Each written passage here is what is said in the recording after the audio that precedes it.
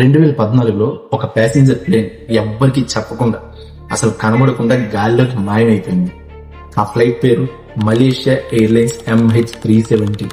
Kuala Lumpur నుంచి Beijing వెళ్లాల్సిన ఆ విమానంలో మొత్తం 239 మంది ప్రయాణికులు ఉన్నారు. అంత బాగానే ఉంది అనుకుంటుండగా టేక్ ఆఫ్ అయిన కేవలం 49 నిమిషాలకే సడన్ గా అది రాడార్ లోంచి డిస్కనెక్ట్ అయిపోయింది.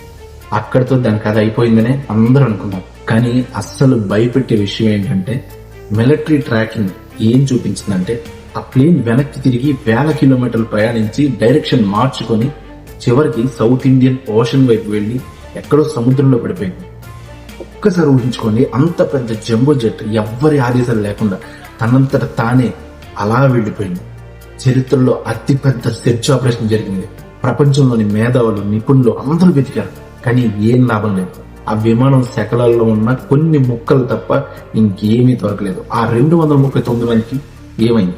ఇప్పటికీ MH370 ప్రపంచ ఏవియేషన్ చరిత్రలో ఒక అతి పెద్ద భయంకరమైన మిస్టరీగా మిగిలిపోయింది.